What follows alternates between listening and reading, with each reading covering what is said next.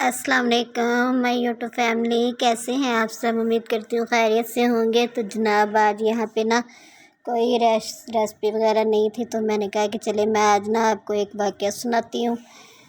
تو جس طرح ویسے سپورٹ کرنے کا حق ہوتا ہے اتنی محنت بندہ کرتا ہے، آپ لوگ ویسے سپورٹ نہیں کرتے تو دل ہی نہیں کرتا کہ بندہ ویڈیو بنائے۔ تو میں نے کہا چلے پھر آج آپ کو واقعہ سناتی ہوں۔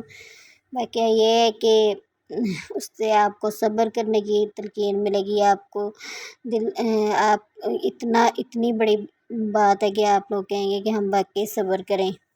یہ تو جو ہم کرتے ہیں وہ تو کچھ بھی صبر نہیں ہے۔ تو کہتے ہیں کہ ایک بار حضرت ابو حسن سراج کہتے ہیں کہ میں حج کو جا رہا تھا، تو راستے میں وہاں پہ میں طواف کر رہا تھا۔ طواف کے دوران میری نظر ایک عورت پر پڑی جس کے منہ سے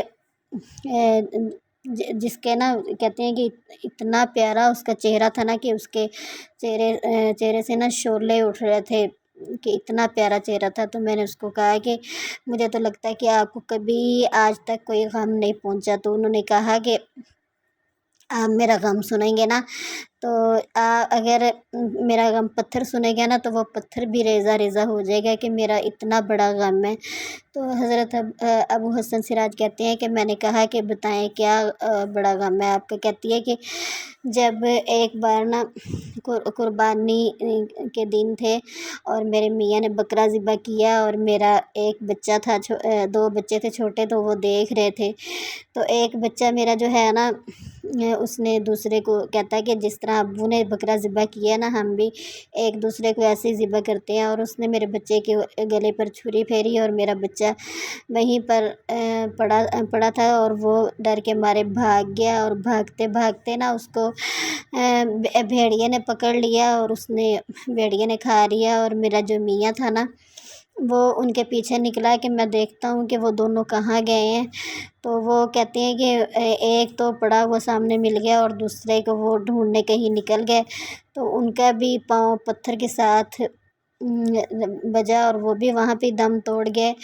اور ایک میرا بیٹا جو ہے وہ گھر میں تھا اور چولہے پہ ہنڈیا پڑی ہوئی تھی، تو میں نے وہی گوشت میں نے اوپر بنانے کے لیے رکھا تھا، اور میں خود اس کو دیکھنے کے لیے چلی گئی کہ میں دیکھوں میرے دونوں بچے اور میرا میاں کہاں چلے گئے ہیں۔ تو وہ بچہ میرے آتے ہی اس نے ہنڈیا کو ہاتھ مارا اور وہ نیچے گری، اور وہ جو ہنڈیا تھی وہ اس کے اوپر گری، اور وہ میرا بچہ وہیں پہ فوت ہو گیا، اور میرے اس طرح 3 بچے فوت ہو گئے۔ اور چوتھی میری بیٹی جو ہے وہ اپنے گھر میں تھی، اور جب اس کو اس سارے قصے کا پتہ چلا تو وہ بھی اس سے یہ برداشت نہ ہوا کہ میرا باپ بھی چلا گیا اور میرے 3 بھائی بھی اس دنیا سے چلے گئے ہیں۔ تو وہ بھی کہتی ہے کہ وہ بھی بیچاری وہاں پہ دم توڑ گئی، اور اس نے چیخ ماری اور وہاں پہ گر گئی۔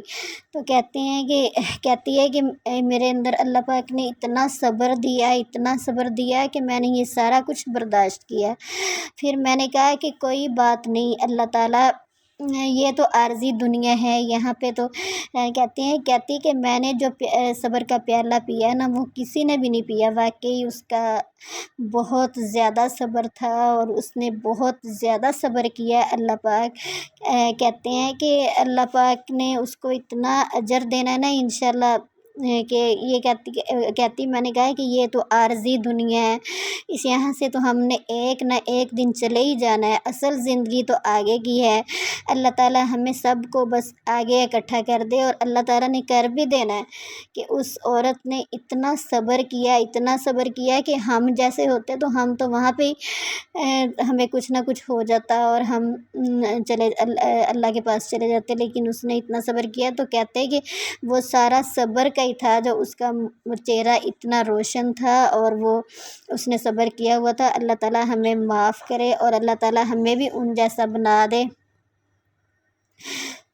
میں نے تو جب یہ قصہ پڑھا تو میں تو اتنا روئی۔ میں نے کہا کہ میں آج سوچ رہی تھی، میں نے کہا چلے میں اپنی یوٹیوب فیملی سے بھی یہ قصہ شیئر کرتی ہوں کہ وہ عورت کتنی بہادر تھی، اور اس نے کتنی بہادری سے یہ سب کچھ سہا اور کیا۔ اور مجھے اتنا وہ ہوا کہ بہت زیادہ میرا دل ایسے اندر سے چور ہو گیا کہ اس نے کتنا صبر کیا۔ اللہ پاک ہمیں بھی اس طرح کے صابر بنائے، آمین ثم آمین یا رب العالمین۔